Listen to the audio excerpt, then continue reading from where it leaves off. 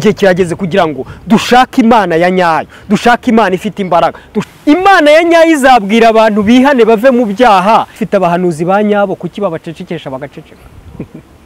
Mureka dutwara imbaraga z'Imana, mureka dutwara imbaraga z'Imana ifite imbaraga. Mureka abantu babonye intambara nyinshi ariko hari zo batarabona, hari intambara zigiye kuza. Abantu bafitanye ikibazo n'Imana ntabwo bafitanye ikibazo n'abantu.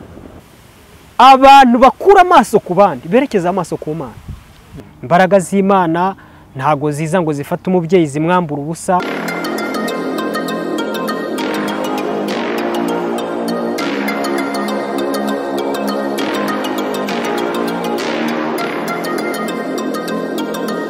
Twongeye kubasuhuza mwebwe mwese mudukurikira kandi mukurikira Umuremyi TV. Turabakunda cyane aho mutuye hose, mutuye mu Rwanda, mutuye mu majyepfo, mu majyaruguru, iburengerazuba n'iburasirazuba n'umujyi wa Kigali. Mwese Imana nibarinde. Abatuye muri diaspora hanze y'igihugu mu ntara ya Gatanu, Imana ibarinde. Muri Amerika, i Burayi, muri Canada, mu Bushinwa, tubona ko mudukurikira. Imana nibarinde. Rero turabakunda cyane, mudukurikire mukanda subscribe kugira ngo tujye tubana mu ijambo ry'Imana, kuko nibyo bikwiriye. Ni inkunga mudutera kugira ngo mudufashe gukora umurimo w'Imana. Mukora share, comment, tuzajya tubasubiza. Imana nibarinde. Abarwayi namwe Imana ibakize mu izina rya Yesu, kuko turabakunda cyane.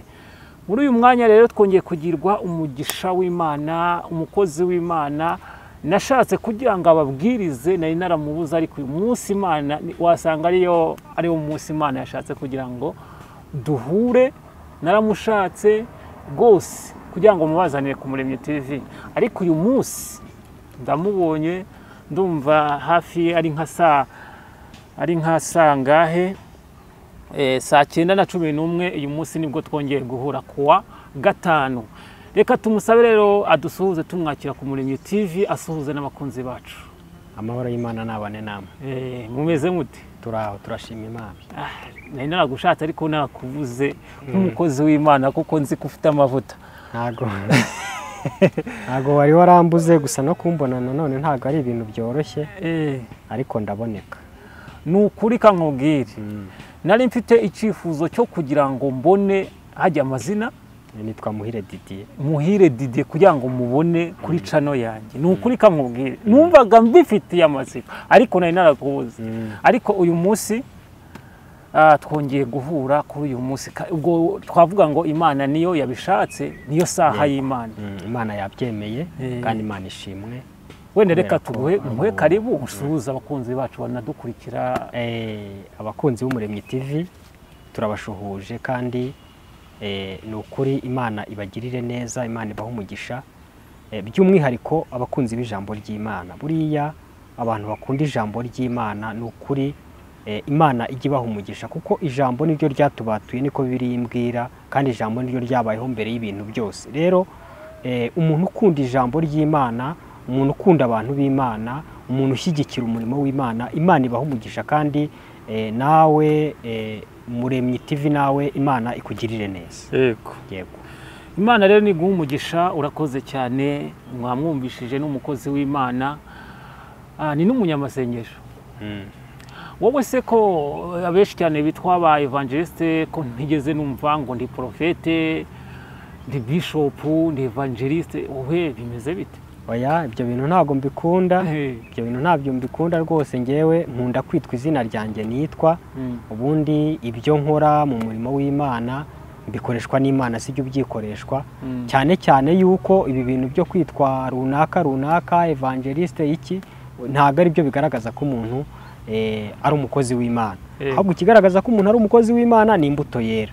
Rero kwera imbuto no kubana n'abantu bose amahoro, nibyo bizatuma twitwa abakozi b'Imana nyakuri. None se abitwa ba bishop, ba evangeliste, ubwo tuvuge ko ayo mazina arayabo, bavuga ko ari Imana yabahaye, baba barayakuye, ahubwo ngo niba wowe utabikunda kandi uri umuvuga butumwa? Ngo ni Imana yabahaye. Imana, buriya abantu basenga Imana zitandukanye. Abantu basenga Imana zitandukanye, kimwe cyo nkuko no mu gihugu cy'Abisiraheli mu gihe bari bayobowe n'umwami witwaga Ahabu, bari bayobowe n'umwami witwa Ahabu. Ahabu afite umugore witwa Yezebeli yari yarazanye Imana mu gihugu cy'Abisiraheli. Rero izo mana zagiraga amazina zita abantu bazikorera. Birashoboka rero ko hari abandi bakorera izindi mana zitari Uwiteka, ariko izina umubyeyi yakwise niyo urigendeyeho mu murimo w'Imana, Imana ikugirira neza. Niba ntari pasiteri ngo mbe narimitswe narasizwe amavuta nimikirwa ubushumba, ubwo ndacyari izina ryanjye, niswe niryo zina ryanjye. Ibyo bindi bigenda biza ni ibintu nyine by'inzaduka. Yego. Mukozi w'Imana rero muri iyi minsi wenda byaratambutse ubwo bafungaga Grace Room, bafunga bitewe n'umubatizo wabo uko wari umeze. Wowe wenda bimaze igihe wenda mbikubajije kugira ngo ube wambwiraho igitekerezo cyawe. Bavuga ko hari imbaraga nyinshi cyane abapasiteri bari kujya gucisha, bakazicisha ahatandukanye. Wowe uyu birebye ibihe tugezemo byo muri iyi minsi, abavuga butumwa bamwe ngo bari gukoresha imbaraga kugira ngo bamenyekane, abaririmbyi abaki bose. Wowe uyu birebye ubona bimeze bite mu gihe nk'iki ngiki cy'umurimo w'Imana bavuga butumwa bari gukora? Twebwe icyo tuzi nuko Yesu akiri umwami kandi azahora ari umwami ibihe byose. Ikindi izi mbaraga zitura abantu hasi, izi mbaraga zibiza abantu rufuzi, izi ntago ari imbaraga z'Imana. Imbaraga z'Imana ntago ziza ngo zifate umubyeyi zimwambura ubusa, ntago imbaraga z'Imana ziza ngo zifate umwari w'igihugu yiture hasi yigaragura atera amaguru hejuru, ntago izi ngizi ari imbaraga z'Imana.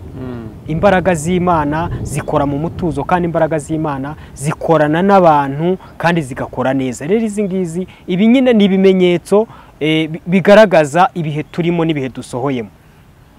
Niyo mpamvu rero uri kubona imibatizo wambwiraga, hari imibatizo ngo babatiza bacishije abantu mu muriro, hari imibatizo babatiza abantu babateye amazi ashyushye, n'ibindi bintu nk'ibyo ngibyo biza by'inzaduka. Ibyo ngibyo byose rero ni ibintu nyine byaje n'inzaduka, ariko ntago ibi ngibi bikwiye mu murimo w'Imana. Erega ibintu by'Imana nta gupanika kubamo. Mu Mana nta gupanika. Mu Mana ni ukoroshya, mu Mana ni ibisanzwe, mu Mana ni gake gake, mu Mana ni mwihumure, mu Mana ni mu mahoro, mu Mana ni mu mutuzo, mu Mana nyine nta mbogamizi. Yego. Imana iguha umugisha. Mukozi w'Imana rero wenda ikindi nakubaza, uri kubona ko iyo urebye tugeze mu bihe by'imeruka cyangwa bikomereye abari gusenga. Yego. Noneho twagera mu Rwanda ukabona ko inzira zose ziri gufungwa. Nk'umukozi w'Imana cyangwa nk'umunyamasengesho, hari benshi cyane barakumva, icyo wabwira abakozi b'Imana bagenzi bawe cyangwa abanyamasengesho ko bikomeye muri iki gihe, basenge gute, bagende gute, bimere gute? Abantu bashaka kubana n'Imana, njye ikintu nababwira, nibareke kwirukanka. Nibagende gake. Ni ukuvuga ngo Zakayo yashatse kureba Yesu, ashaka kurebana na Yesu igihe kirekire cyane, ariko Zakayo aravuga ngo ntago najya kureba Yesu n'ibyaha byanjye. Yicisha bugufi ngo aragenda, ahubwo ajya kurira igiti. Yuriye igiti, Yesu aba yabonye umutima wa Zakayo, aravuga ngo uriya muntu wanze kuza kubyigana n'abandi, wanze kuza gushaka kwiyerekana uko atari, uriya niwe muntu nshaka. Ngo hanyuma abwira Zakayo, aramubwira ati nakubonye ururuka. Kubera iki? Zakayo ntago yigeze ajya kwambara ibintu by'amakote bihanitse n'imidari miremire imanuka ikagera hasi iriho imisaraba n'ibindi bintu nk'ibyo ngibyo, ngo agenda avuge ngo nanjye ngo ndi umukozi w'Imana, ngo Yesu rero ngo urabona ngo naje ngo nanjye ndi umuvuga butumwa. Oya, Zakayo yicishije bugufi. Aba bantu mubona bari hejuru, bari mu birere, aba bantu ntago ari abakozi b'Imana. Ntago ari abakozi b'Imana. Imana ntago ikunda abantu bari mu birere. Imbere y'Imana ni ukuhacira bugufiya. Bibiliya imbwira ngo iki? Bibiliya irambwira ngo abakorera Uwiteka, ngo mukorere Uwiteka mutinya, ngo munezerwe muhinde umushyitsi, ngo kandi musome n'urya mwana, kugira ngo atagira uburakari akabarimburira mu nzira mugenda, ngo kuko uburakari bwe bukongezwa vuba. Ariko uyu munsi wa none ntago uburakari bw'Uwiteka babuzi, ntago uburakari bw'Uwiteka bazi ko bukongora, ntago bazi ko bwica, ntago bazi ko butwika, ahubwo bo barevuga ngo ni ba evangeliste. Oya, ibi bintu rwose ibibyo mbaye mbibabwiye, Imana bakorera zose zabahemba, ariko ntago ari Uwiteka. Ntago ari Uwiteka rwose. Urabona muri iyi minsi bari guhanura ibintu bikomeye cyane, ngo intambara irabaye cyangwa se ngo nimudasenga mbese ibi ngibi ntibizavaho. Ubundi wenda nakwibariza, ubundi nko muri iki gihe umuntu azamenya umuhanuzi wa nyawe uri guhanura bya nyabyo? Kuko hari ntago tuvuze ko nta bahanuzi bahari bahanura ibintu bya nyabyo. None ko hari abari guhanura ibintu bya nyabyo bikaba, n'abahanura ibintu bitari ibya nyabyo bakaba babeshya, ni gute tuzabatandukanya?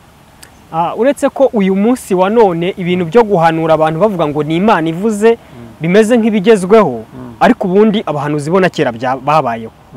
Abahanuzi babayeho, abapfumu babayeho, abakonikoni babayeho. Rero kubera ko turi mu gihe cy'iterambere, ibintu byakorwaga biciye mu bahanuzi ba Bayali, biciye mu bahanuzi ba Dagoni, biciye mu bahanuzi ba Shera, biciye mu bahanuzi bakorera ibigirwamana, noneho babihinduriye mu izina ryitwa Imana. Noneho bakaza bavuga ngo Imana yambwiye, ariko Imana avuze ntago ari yo mu ijuru, ni Imana yamubwiye. Yenda ni Imana yitwa Bali, ni Imana yitwa Dagoni, waraza akavuga ngo ni Imana yambwiye. Ibi rero byabayeho n'ubundi bizahoraho, cyane cyane ko ibintu bahanura ntago ari agashya.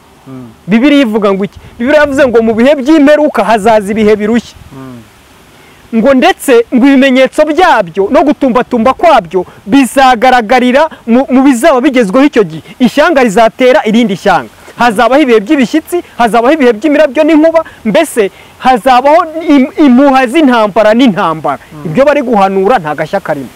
None tuvuge ko abo bahanuzi atari Imana iri kubabwira, akaba ari Imana zindi ziri kuvuga. None ubwo tuzatandukanyizaho Imana ya nyayo iri kuvuga ibintu bya nyabyo kuri abo bahanuzi bose bari guhanura?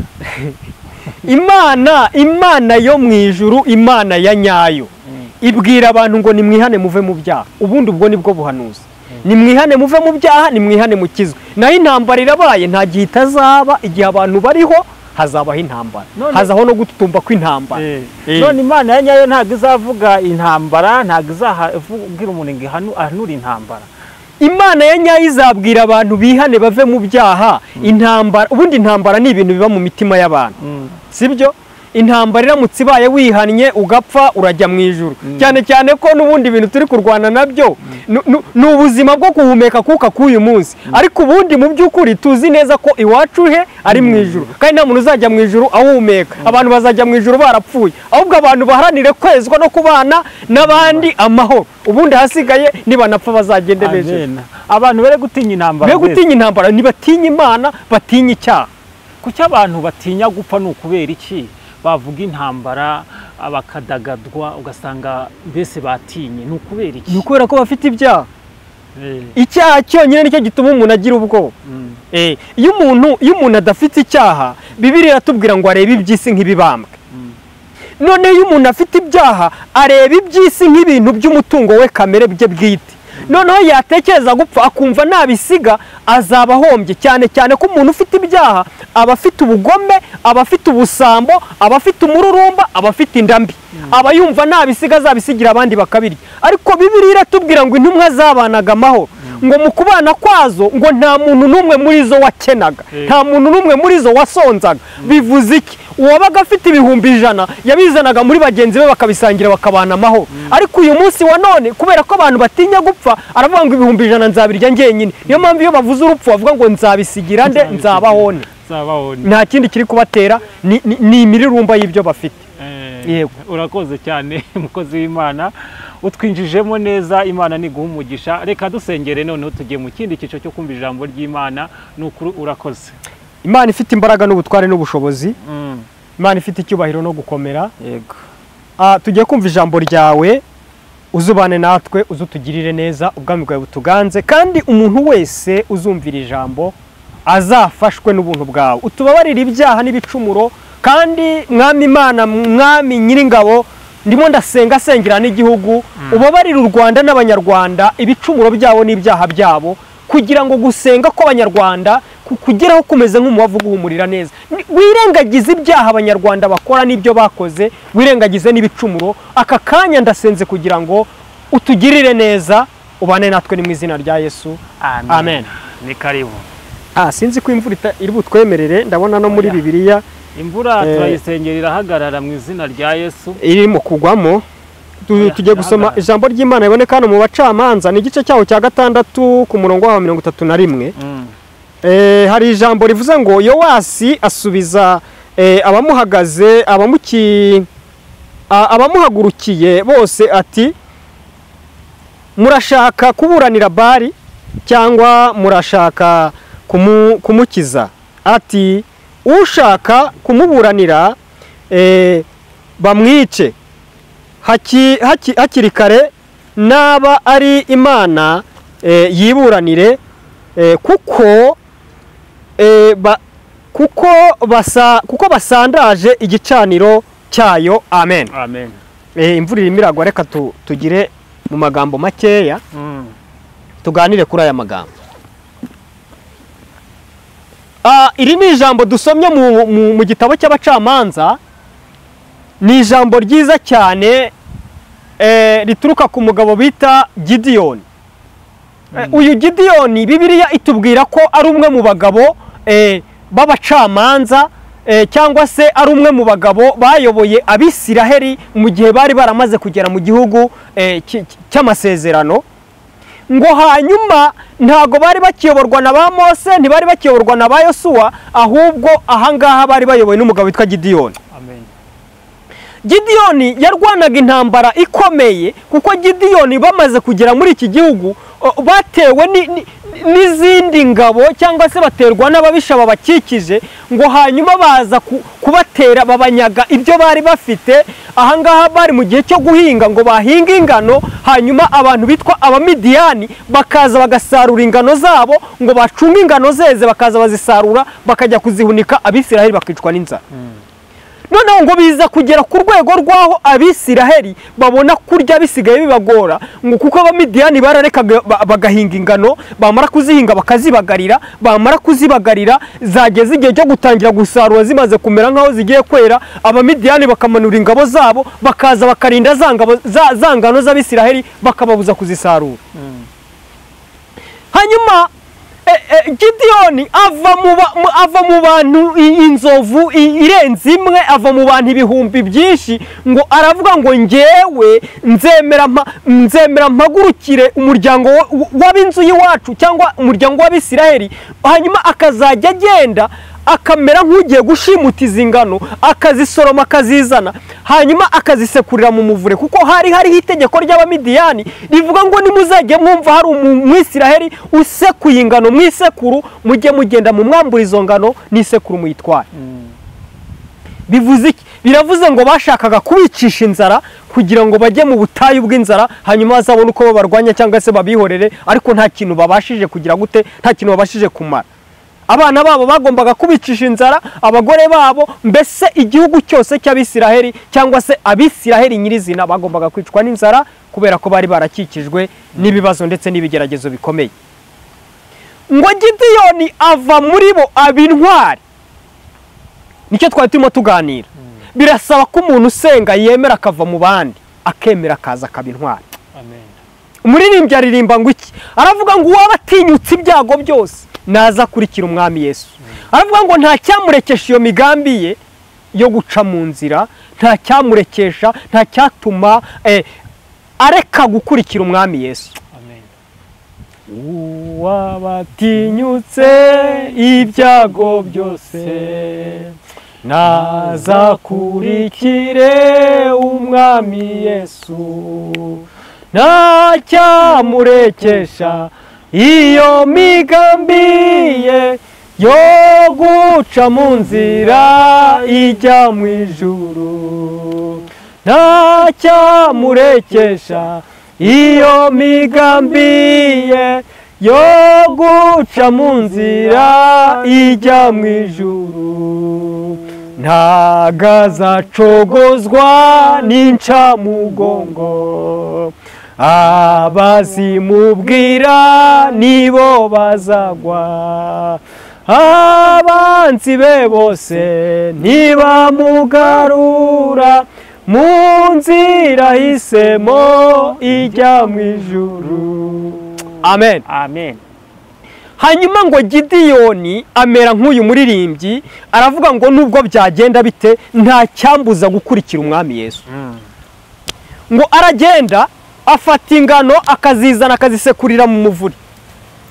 Hanyuma ngo marayika w'Uwiteka araza ahagarara mu giti cy'umwera, ngo aramureba abona Gideyoni ibintu ari gukora, ngo abona ni ibintu bidasanzwe mu Bisiraheli. Ngo araza aramwegera amubwira ngo Gideyoni wa munyembaraga we. Ngo Gideyoni ababazwa cyane n'iri jambo. Haravuga ngo ntago wanyita umunyembaraga, ntago wavuga ko ndi umunyembaraga, kandi bene wacu barimo bashira, inzara irimo ibica, turasohora ingano bakadufata, turazihinga bakazisarura, yewe ntago bagituma turya, tumeze nabi ntago turiho, uravuga ngo ndi umunyembaraga gute? Aramubwira ngo mbaye ndi umunyembaraga nakiza bene wacu, kandi ibi si ibintu byumvikana gasa. Aramubwira ngo iyo nza kuba ndi umunyembaraga nk'uko bivuze nari gukiza bene wacu. Hanyuma ngo marayika w'Uwiteka aramubwira ngo Gideyoni we, nakubonye uri umunyembaraga, genda uko imbaraga zawe zingana. Amen.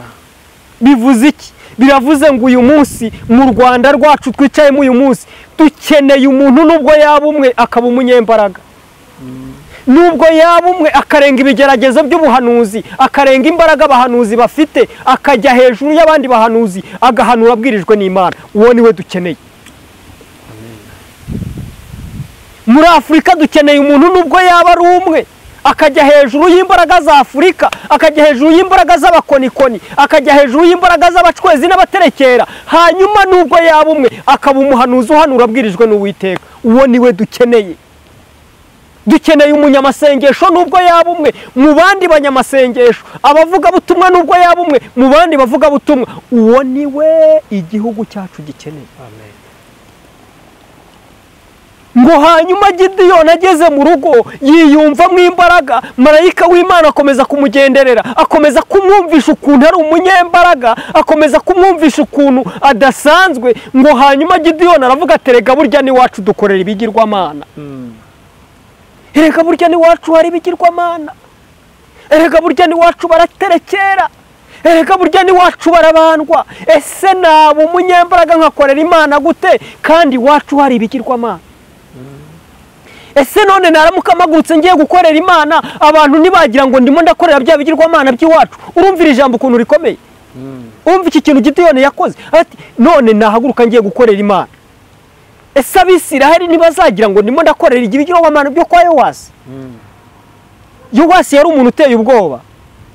Yowasi yari yarubatsiwe igicaniro cya Bayali kinini cyane, yari afite igishushanyo cy'ikimasa.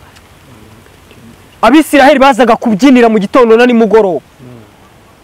Yowasi ubundi ni nkaho wari umuyobozi w'Abisiraheli mu bintu bijyanye n'ibigirwamana.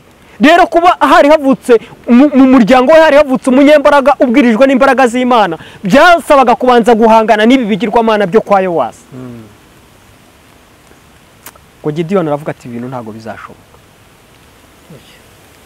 Aratekereza aravuga ngo uhereye kera ku basogokuruza bacu, kuri ba Mose n'abandi, bakoreye Imana zitavangiye, bakoreye Imana zitarimo amanyanga, bakoreye Imana zitarimo kubeshya beshya. None ngewe ni gute nahamagarwa n'Imana iwacu hari ibigirwamana?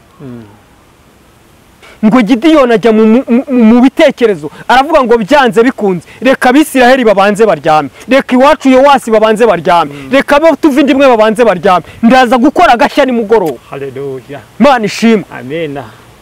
Ngo Gideyoni acunga abantu bose bamaze kuryama, ngo hanyuma aragenda ajya iwabo asenya ibicaniro bya Bayali, afata ishoka yasa Bayali, afata ishoka yasa ibitereko bya Bayali, ngo arabitunda ijoro ryose, ngo arabijyana arabitwika, ibindi arabijugunya arabisenya. Ngo hanyuma bukeye mu gitondo ngo abantu babyukaga baza kuraguza no guterekera no kubyinirira Bayali, ngo baje basanga nta bigirwamana bihari.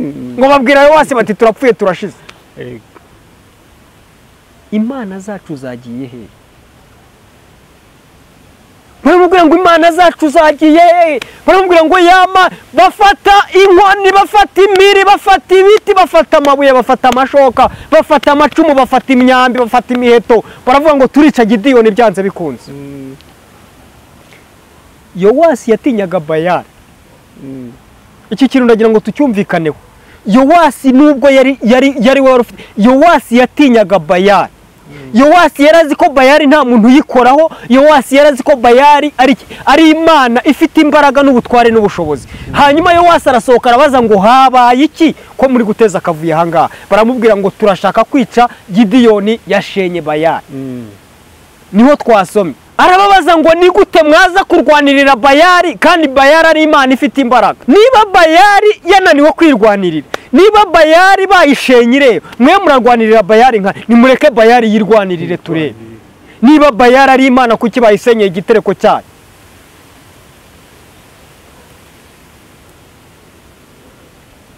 Niba dufite abahanuzi ba nyabo kuki babacecekesha bagaceceka?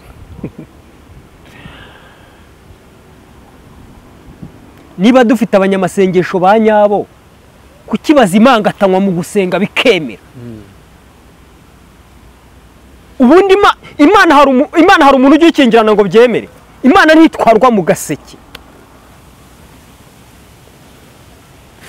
Imana ntitwarwa mu kebo. Imana ntipfundikirwa. Imana ifite imbaraga n'ubutware n'ubushobozi. Mureke twe kurwanisha imbaraga zacu. Mureke twe kurwanisha imbaraga zo kuvuga Igifaransa. Mureke twe kurwanisha imbaraga zo kuvuga Icyongereza. Mureke turwanisha imbaraga z'Imana. Imbaraga z'Imana zirimo guceceka no gutuza, tugategereza iki Imana izakora. Ni gute pasiteri afite imbaraga zisengera abantu bakitura hasi bakabira urufuzi, bakamubwira ngo ntuzongere gusenga bikemera? Ibyo bintu bibaho? Izo ntago ari imbaraga z'Imana. Ubundi imbaraga z'Imana nta muntu uzicecekesha, ntibijya bibaho. Bivuze iki? Bivuze ngo n'ubundi nta mana yari ihari, ahubwo mureke dushaka Imana. Mureke dushaka Imana. Mureke twinginga Imana. Ubu noneho igihe kirageze kugira ngo dushake Imana ya nyayo, dushake Imana ifite imbaraga, dushake Imana ifite ubutware, dushake Imana ifite ubushobozi. Amen. Kandi bizemera. Hari abantu bibaza ikibazo nk'iki ngiki wari uri kumbaza. Hari abantu bibaza ngo ni gute tubona umuhanuzi ngo ariko ngo tukabona umuhanuzi ahanura ngo agahanura ibintu ngo ntibisohore. Ntago umuhanuzi ari usohoza, ashinzwe guhanura ntago ashinzwe gusohoza. Avuga ibyo yabonye, Imana niyo ikora. Mureke dushaka Imana ikora. Twe gushaka Imana iri mu muhanuzi, ahubwo mureke dushaka Imana ikora, dushaka Imana nyirizina. Kuko Imana iri mu muhanuzi ishobora kuba atari iya nyayo.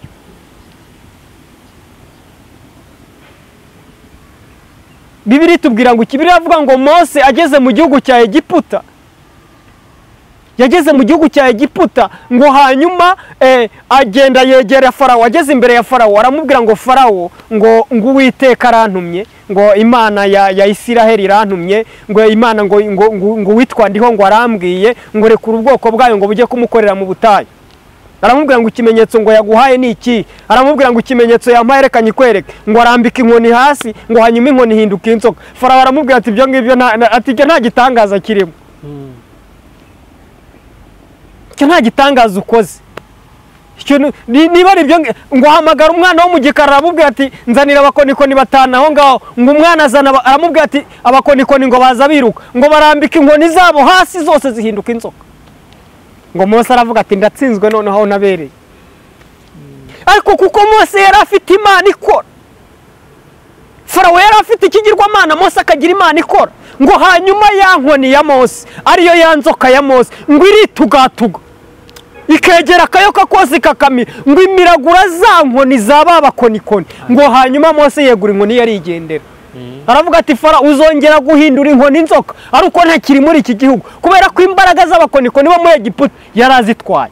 Amen. Mureke dutware imbaraga z'Imana.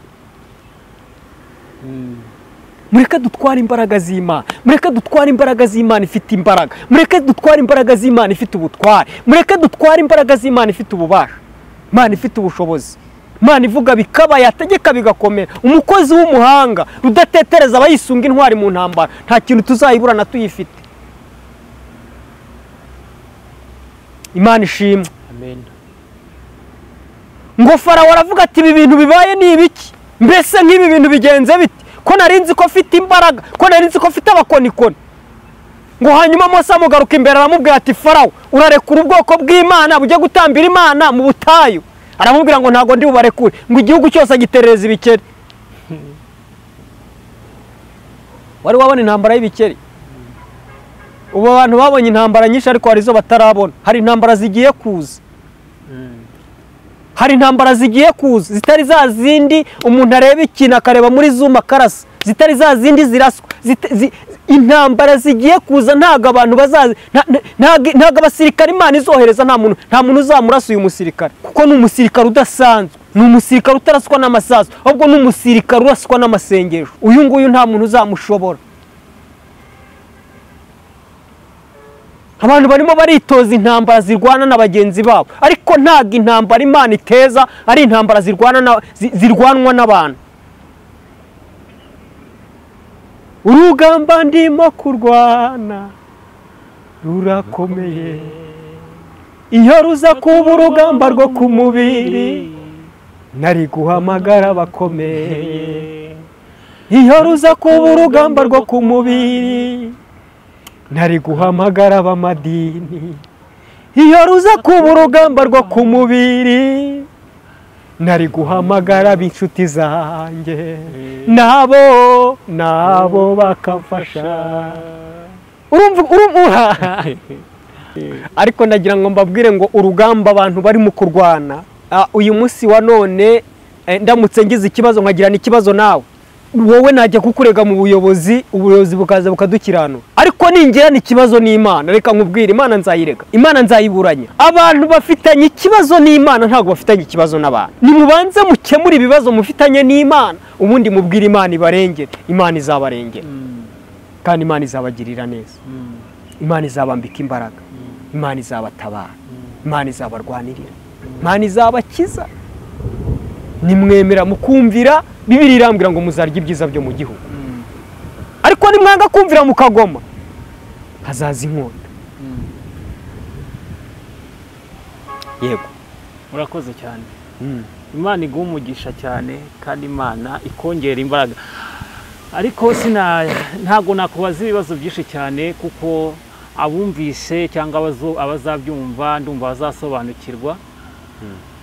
Niba nta kindi wenda wakongera kuri ibyo ngibyo uvuze, birashoboka ko hari icyo waba wibagiwe, wakivuga? Icyo nabwira abantu nibakura amaso ku bandi. Igihe kirageze kandi kirasohoye ko uzajya ujya kubwira umuntu ukamubwira ngo mfite ikibazo iki n'iki, wagahita akubwira ikirenze icyo wowe umubwiye. Bivuze ngo abantu nibakura amaso ku bandi, ahubwo abantu nibagarura amaso bayerekeze ku Mana. Imana niyo ifite ubushobozi, niyo ifite ububasha bwo kurengera abantu.